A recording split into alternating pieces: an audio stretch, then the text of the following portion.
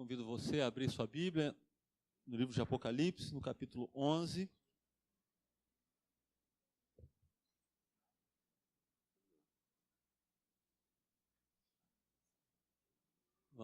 Vamos ler a partir do versículo 15, finalzinho aí do capítulo 11. Vamos ler a partir do versículo 15.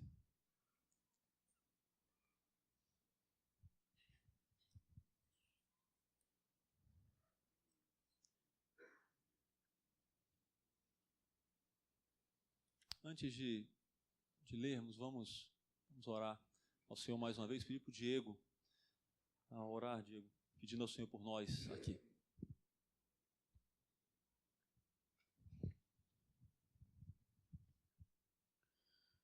Senhor, nós damos graça ao Senhor por esse tempo que vamos ter aqui de examinar a sua palavra e que o Senhor esteja usando o pastor Acre com grande poder, que ele seja um canal de bênção para cada um de nós que estamos aqui recebendo. Senhor, nos livra, Senhor, das distrações, que possamos estar concentrados a ouvir a sua palavra e que a sua palavra, Senhor, venha de encontro àquilo que o Senhor acha que devemos mudar. Senhor, usa o pastor e que tudo que for feito aqui seja para a honra e glória do nome do Senhor. Te agradecemos por tudo, em nome de Jesus. Amém.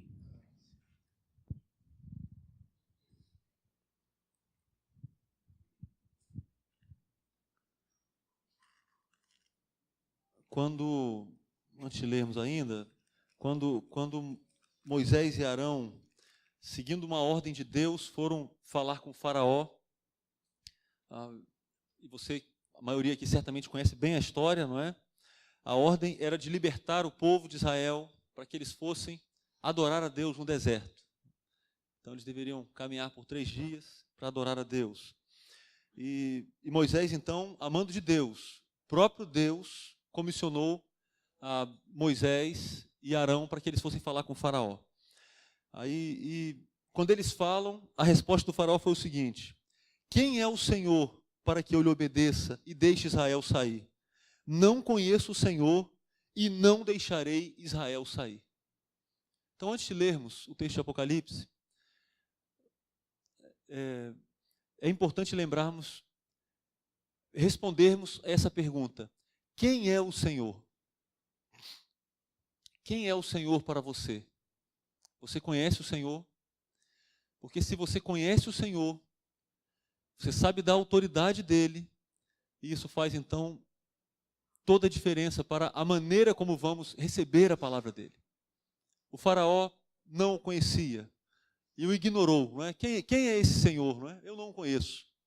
Eu não vou deixar o povo sair. Mas o Senhor tem dado a maioria de nós aqui, grande maioria de nós aqui, esse privilégio, né, de conhecê-lo. E isso deve influenciar a maneira como recebemos a palavra dele, como lidamos com a palavra dele. Eu queria então convidar você para lermos com reverência, com temor, com disposição de aprendizado, de obediência à palavra dele. Apocalipse 11, a partir do versículo 15. O 7º anjo tocou... Desculpe, eu vou ler o versículo 14 antes. O 2º ai passou, o 3º ai virá em breve. O 7º anjo tocou a sua trombeta e houve fortes vozes nos céus que diziam: o reino do mundo se tornou de nosso Senhor e do seu Cristo, e ele reinará para todo sempre. Os 24 anciãos que estavam assentados em seus tronos diante de Deus prostraram-se sobre seus rostos e adoraram a Deus, dizendo: graças te damos, Senhor Deus Todo-Poderoso, que és e que eras, porque assumiste o teu grande poder e começaste a reinar. As nações se iraram, e chegou a tua ira. Chegou o tempo de julgares os mortos, e de recompensares os teus servos, os profetas, os teus santos, e os que temem o teu nome, tanto pequenos como grandes, e de destruir os que destroem a terra. Então foi aberto o santuário de Deus nos céus, e ali foi vista a arca da sua aliança. houve relâmpagos, vozes, trovões, um terremoto e um grande temporal de granizo.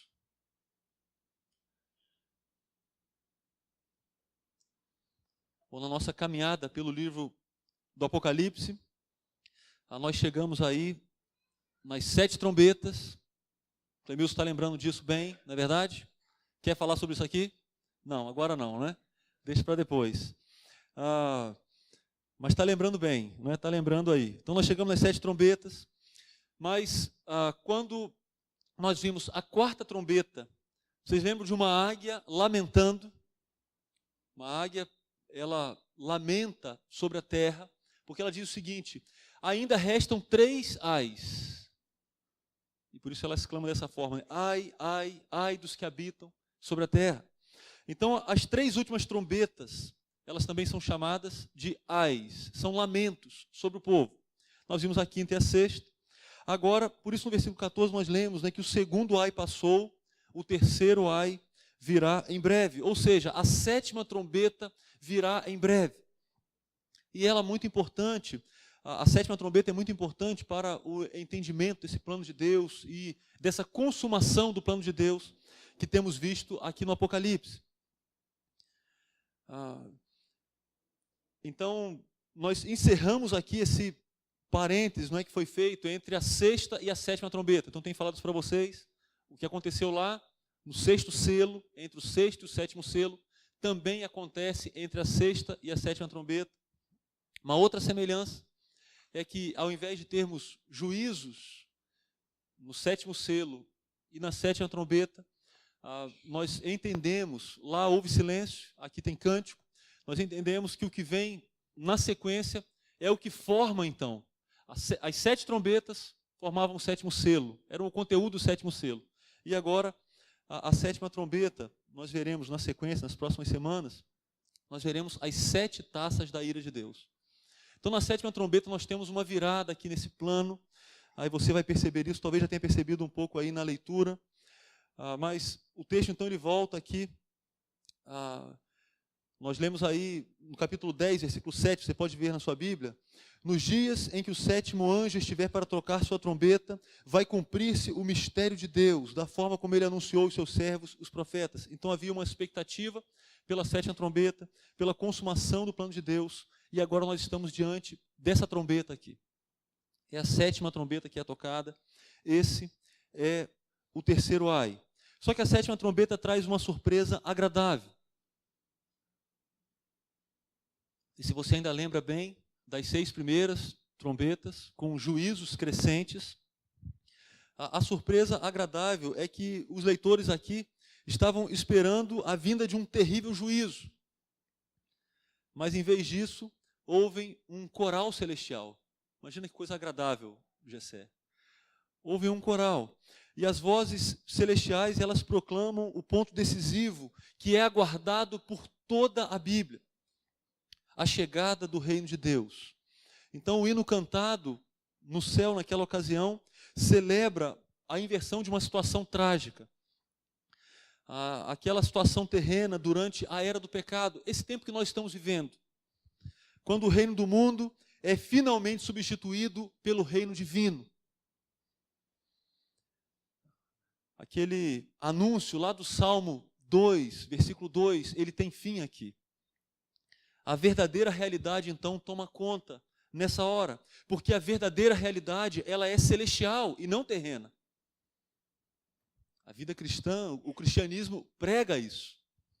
A verdadeira realidade não é a que vemos. As ordens não vêm desse plano. As ordens vêm de cima. E a 7ª trombeta, então, anuncia a chegada plena desse reino, uma mudança, então, grande na história da humanidade. O trono celestial se tornará o trono terreno e será um reino eterno. Por isso nós poderemos cantar por 10.000 anos e muito mais, não é? Como proclamamos agora, como nos comprometemos agora, como manifestamos o desejo agora. O reino temporal do pecado e a natureza, a transitória da vida neste mundo pecaminoso será substituído por uma divindade eterna, um reino eterno e uma vida eterna em glória para os reinos de Deus. Você pode voltar depois, lá em Daniel 7, o pastor Rita pregou esse texto aqui, 13 e 14, anunciando exatamente isso. O Senhor falando lá para Daniel, uma promessa que vai se cumprir nos dias da 7ª trombeta. Então nós estamos diante aqui de um acontecimento muito importante. Um acontecimento grandioso, um momento decisivo na história.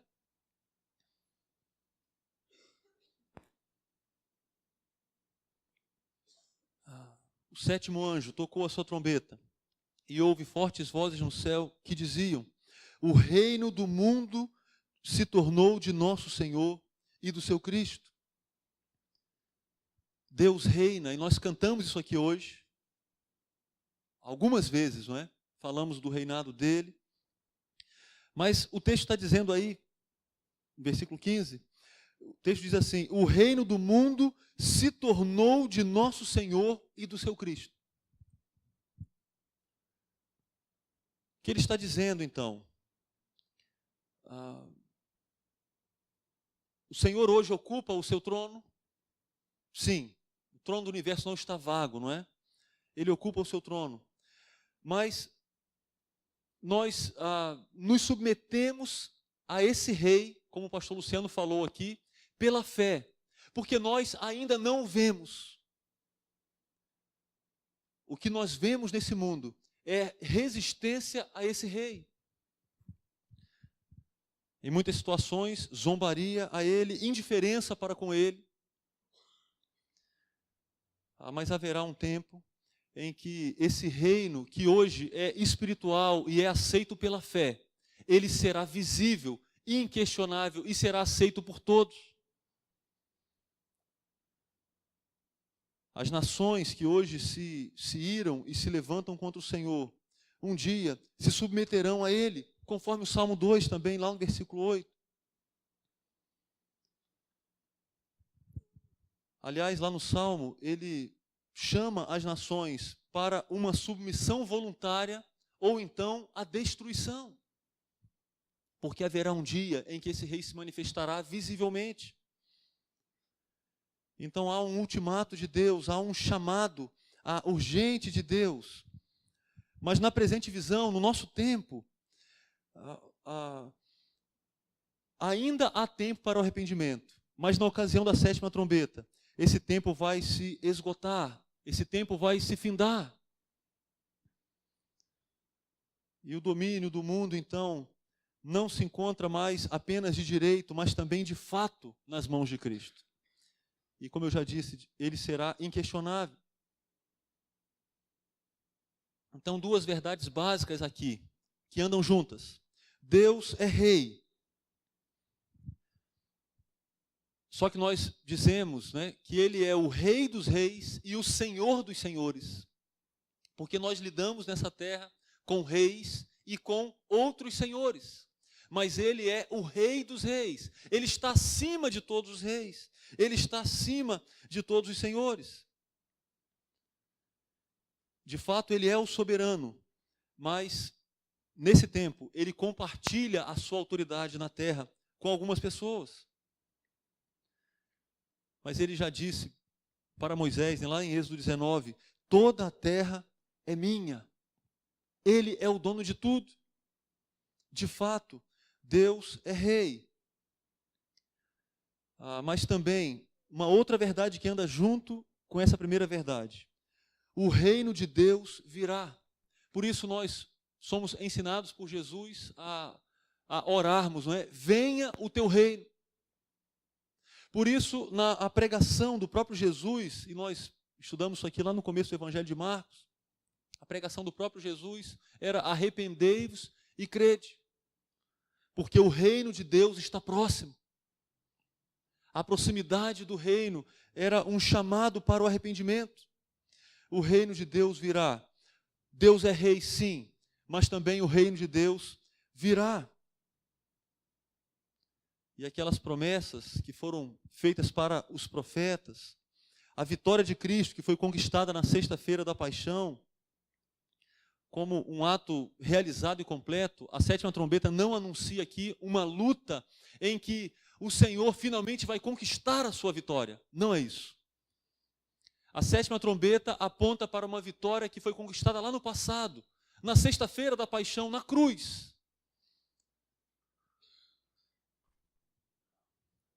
A sétima trombeta vai fazer com que essa vitória seja vista e reconhecida por todos. Nós temos aqui uma espécie de resumo de toda a Bíblia. Deus criou o homem, e nós cantamos isso hoje aqui, não é? Deus criou o homem para dominar sobre a criação, debaixo da sua soberania divina. Mas o pecado veio e rompeu, o homem então rompeu com o Senhor, e ele se rebelou contra o Senhor. E ele quer ter domínio sem submeter ao Senhor, ele quer um domínio independente. Ele quer ser como Deus, ele quer ter a autoridade de Deus. Ele ignora a existência de Deus.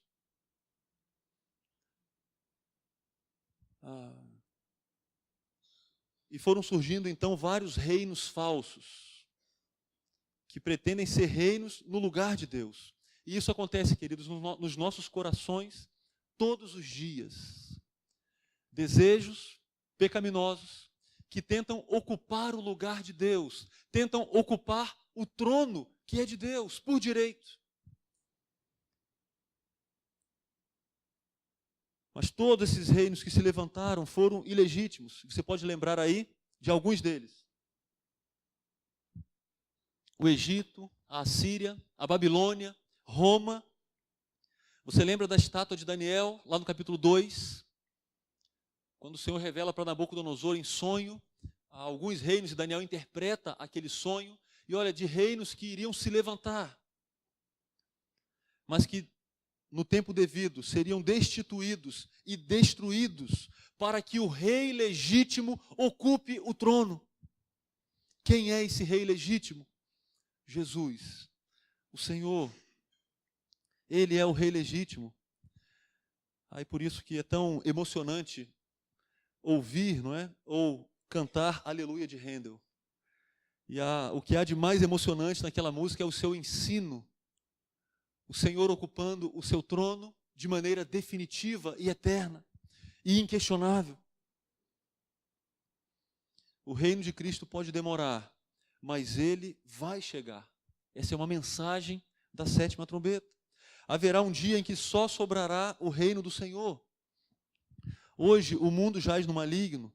A bondade do Senhor está presente no mundo, mas a malignidade do pecado e do diabo também estão presentes. O salvo, então, aguarda com expectativa o dia em que ele verá apenas o reino de Cristo. Essa é uma grande expectativa daqueles que creram nele.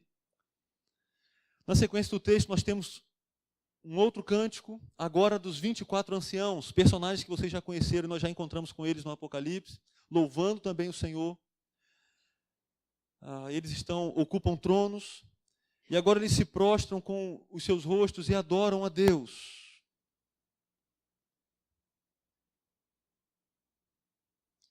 E eles dizem: graças te damos, Senhor Deus Todo-Poderoso, que eras, que és e que eras, e não mais que hás de vir. Porque aqui o fim já está sendo antecipado. O fim já está acontecendo. Porque assumiste o teu grande poder e começaste a reinar. Deus então derrotou os seus adversários e assumiu o seu poder legítimo de governo sobre a criação no céu e na terra. E agora então, depois da sétima trombeta, depois ela vai inaugurar esses dias finais. Depois desses dias finais, nenhum reino tentará mais se levantar contra ele. Porque os seus adversários serão derrotados de maneira definitiva. Não haverá mais a possibilidade de alguém tentar usurpar a sua autoridade. Alguém hoje me perguntou no grupo de comunhão: pastor, e no céu haverá a possibilidade do pecado como existiu no Jardim do Éden? Não, no céu não haverá a possibilidade do pecado. Porque no céu, quando estivermos no céu, o diabo estará preso eternamente, condenado eternamente. Esses dias são anunciados pela sétima trombeta. Por isso que os anciãos cantam que Deus assumiu o seu grande poder e começou a reinar.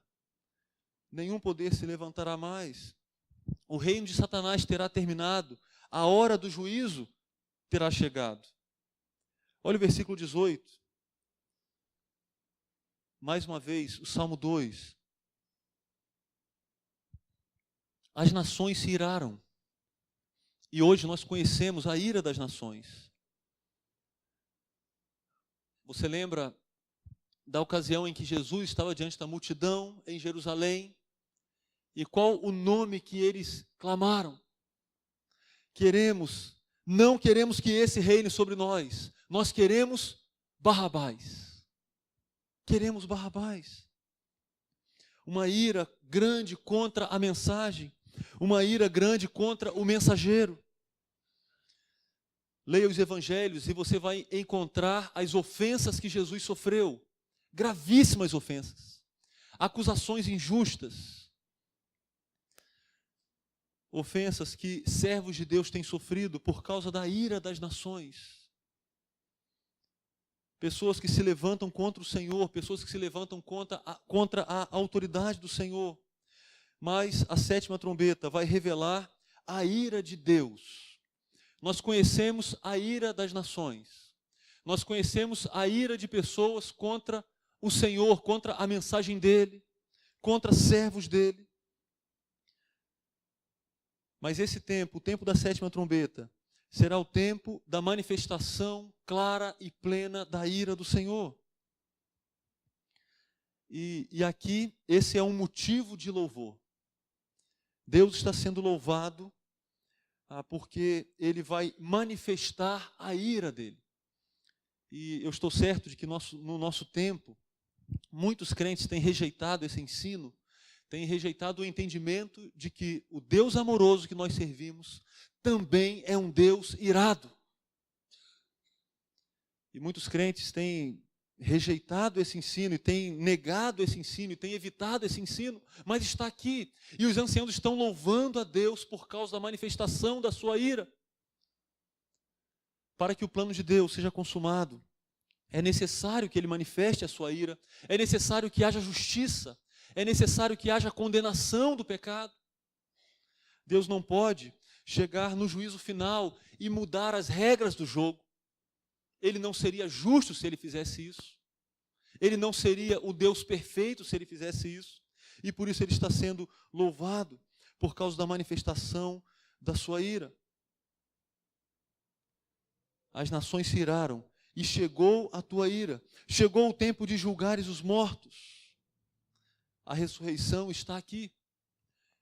Quais as pessoas que comparecerão diante de Deus nos dias da sétima trombeta? Tanto aqueles que estiverem vivos, como aqueles que já estiverem morrido naquela ocasião. Os que já estiverem morrido ressuscitarão. Todos ressuscitarão. Todos se apresentarão diante dele. Nós somos transportados então para o tempo da ressurreição dos mortos, que o apóstolo Paulo já falou sobre ela. Você pode ler 1 Coríntios 15. Todos irão ressuscitar. A vinda então do reino de Deus não afetará somente aqueles que estiverem vivos naquela ocasião. Toda a humanidade estará presente. E aqui nós temos duas possibilidades apenas. Ouça isso com atenção. Olha o que o texto diz. Chegou o tempo de julgares os mortos e de recompensares os teus servos, os profetas, os teus santos, os que temem o teu nome, tanto pequenos como grandes. Primeira possibilidade é para aqueles que creram em Jesus. E veja que esse julgamento, ele não é segundo as obras, ele não é segundo a sua aparência, os seus recursos. O texto destaca aqueles que temem o teu nome, aqueles que se submetem hoje voluntariamente, aqueles que enxergam pela fé esse Deus que ocupa um trono e servem a Ele por meio da fé no seu Filho, têm paz com Ele por causa do seu Filho Jesus que morreu na cruz. Esse então será um tempo de galardoar, de recompensar, de presentear graciosamente os salvos. Por isso que os salvos aguardam esse dia com expectativa. Você tem expectativa para ouvir o toque da 7ª trombeta? Se você é um crente de Jesus Cristo, você não tem motivo para ter medo desse toque. Você deve aguardá-lo com alegria, com ansiedade. Mas a segunda possibilidade está no fim do versículo 18. E de destruir os que destroem a terra.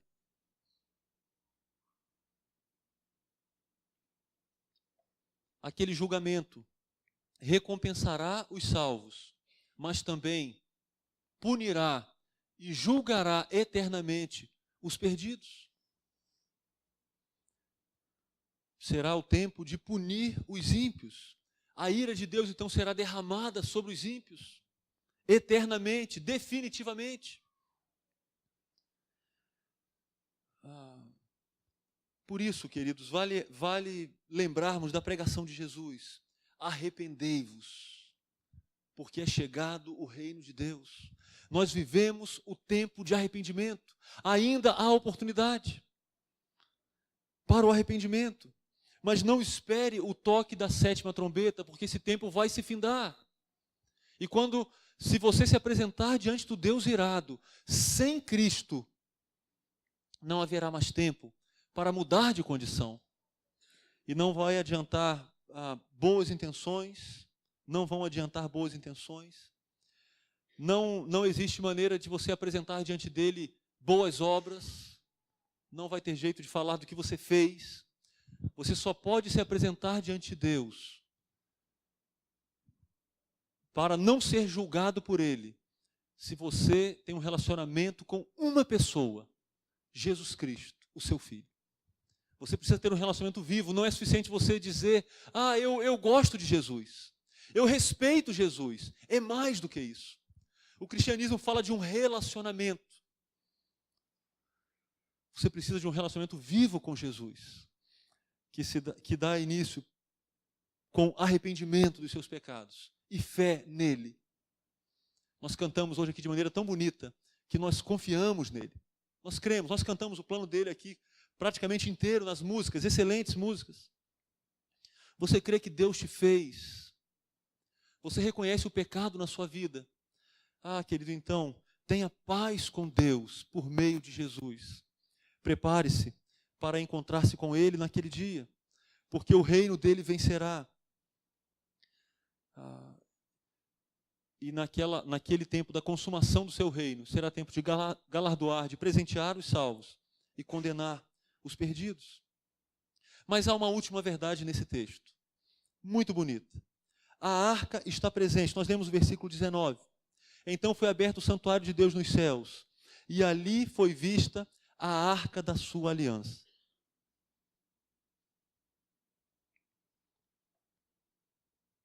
E para aqueles que não conhecem um pouco do Antigo Testamento, talvez vão ler isso aqui e falar, puxa, vai ter um objeto ali no céu. Vai ter um objeto, vai ter uma caixa ali. Mas, queridos, a arca era o que tinha de mais sagrado, porque a arca representava o próprio Deus. Salmo 42, se você veio aqui hoje pela manhã, ouviu um pastor Rita pregando muito bem nesse salmo. Nós lemos no Salmo 42 que o salmista e os hebreus, eles viajavam para Jerusalém para encontrar-se com Deus, para adorar a Deus no templo. Vocês lembram disso?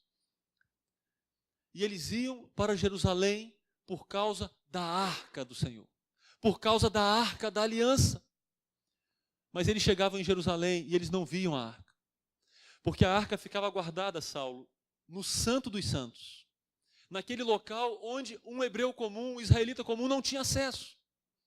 A arca só era vista uma vez por ano pelo sumo sacerdote, com muito temor, mediante muita preparação, que ele podia então uma vez por ano acessar aquele lugar ali mais santo do templo. Mas os judeus, quando João escreve o Apocalipse, na época dos evangelhos também, na época de Jesus, eles já não tinham a arca há muito tempo. Então havia essa tristeza no coração do judeu. Então você vai lembrar, alguns vão lembrar, que o templo foi destruído, aquele templo que Salomão construiu foi destruído pelos babilônios, com Nabucodonosor. E quando o templo ele foi destruído, a arca desaparece. Não sabemos se ela foi destruída juntamente ali, se ela foi levada. Nós não temos mais a arca. Depois o templo é reconstruído quando eles voltam do cativeiro, mas agora o templo não tem mais a arca que representa a presença de Deus. O templo bonito, o templo de Herodes, da época de Jesus, não tinha arca. Não tinha. E agora, onde ela aparece?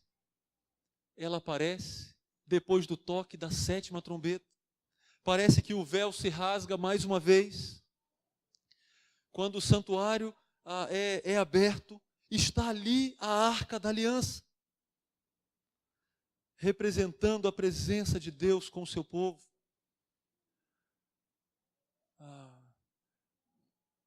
A mensagem central, então, desse versículo é uma representação simbólica de como, no fim, a presença de Deus estará aberta aos salvos. E eu já disse aqui que o cristianismo propõe para nós, ensina para nós, aqui, um relacionamento com Deus, um relacionamento vivo com Deus, e que requer a presença de Deus. Está aqui a presença dEle, a promessa da presença dEle, do acesso pleno a Ele, que os salvos terão no céu. Uma antecipação de Apocalipse 21:3. Você pode olhar rapidamente aí.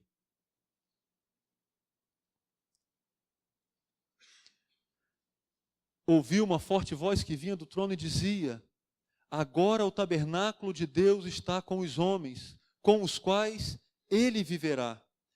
Eles serão os seus povos. O próprio Deus estará com eles e será o seu Deus.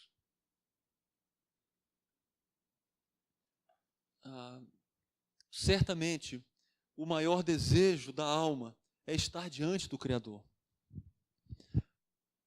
Salomão escreveu lá em Eclesiastes que Deus colocou no coração do homem a eternidade, o anseio pela eternidade. E o homem está sempre procurando ser eterno, seja por obras, seja por títulos, por realizações. Ele está procurando essa eternidade. Enquanto ele não procura o Deus eterno, ele não se satisfaz. Quando alguém crê em Cristo, ela encontra o Deus eterno. E esse anseio, então, é satisfeito. Alguém disse que é como o relacionamento de uma criança com seus pais. E vários aqui têm filhos pequenos, né? Pergunte para os seus filhos se eles trocariam a sua presença, seja do pai, seja da mãe, por alguns presentes. Ofereça para eles: olha, eu te dou um picolé, uma pipa, um carrinho, e tá bom, e a gente não se vê mais. O que eles vão dizer? Não, papai, não, mamãe. Eu quero você, não é? Ela quer o colo da mãe, ela quer o abraço do pai. Há um desejo, há um anseio pelos seus pais. Ela tem prazer em estar com eles. Ela se alegra em estar com eles. Queridos, não há como nos contentarmos com o que o Senhor nos dá. Não há como nos satisfazermos com os presentes dEle. Nós precisamos dEle. E é essa promessa que temos aqui. Quando Ele diz que Ele mesmo estará com os seus. Esse anseio será saciado naquele dia. O anseio do salmista, no Salmo 42. Se você tem uma alma que anseia por Deus, que tem sede de Deus, que tem fome de Deus, que tem saudade de Deus, há consolo para você. Um dia você será plenamente satisfeito. Aqui nós temos alguns vislumbres, não é? E quando eu preguei aqui na igreja, no Evangelho de Marcos, ano passado, sobre a transfiguração, o título do sermão foi Vislumbre da Glória. E naquela ocasião nós falamos que o Senhor nos dá vislumbres da sua glória. No culto público, muitas vezes, não é? E você se encontra com Deus de maneira muito especial. Mas nós estamos num mundo ainda marcado com pecado, o pecado ainda está presente em nós. O Senhor ainda não está presente visivelmente. haverá um dia em que estaremos com Ele sem nenhum impedimento. Ah, querido, será um tempo de satisfação, de alegria plena. Ah, será um tempo de alegre, certamente, extremamente alegre. Se você anseia pelo Criador, saiba que você será saciado por Ele. Essa saudade vai ter fim. Para finalizarmos, quando olhamos para Tito, lá no capítulo 2, o apóstolo Paulo vai falar sobre a graça a que nos salva e nos treina na piedade. Ele fala sobre isso, é um texto bonito até para você decorar. Tito 2, de 11 a 14. Não sei se tem como projetar ele aqui para a gente. Tito 2, de 11 a 14. E ele vai falar dessa graça que nos salva e nos treina na piedade. Ela não só nos salva, como ela também nos transforma. Ela nos capacita à mudança. Mas ele diz que essa mudança se dá enquanto aguardamos a gloriosa manifestação de nosso grande Deus e Salvador Jesus Cristo.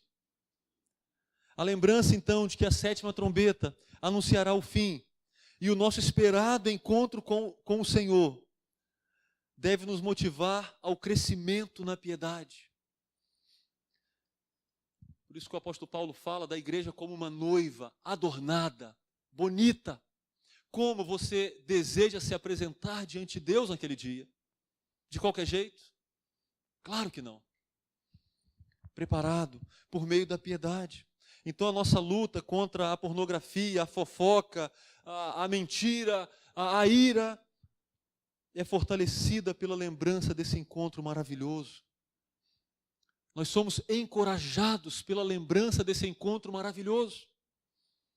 Haverá um dia em que todo joelho se dobrará. Você acredita nisso? Então dobre os seus joelhos hoje. Submeta-se ao Senhor hoje. Cresça na submissão ao Senhor. Você acredita que o plano de Deus é colocar tudo visivelmente debaixo da autoridade de Cristo? Então esteja debaixo da autoridade dele hoje. Viva de maneira piedosa nesta era presente, é o que diz o apóstolo Paulo, escrevendo para Tito. Ensine-os, ele está exortando Tito como pastor, ensine-os a viverem de maneira piedosa nesta era presente. Alegre-se em ser povo de Deus por meio de Cristo. Com alegria, vamos louvá-lo. E mais do que louvá-lo aqui, vamos viver para o louvor da sua glória. Amém?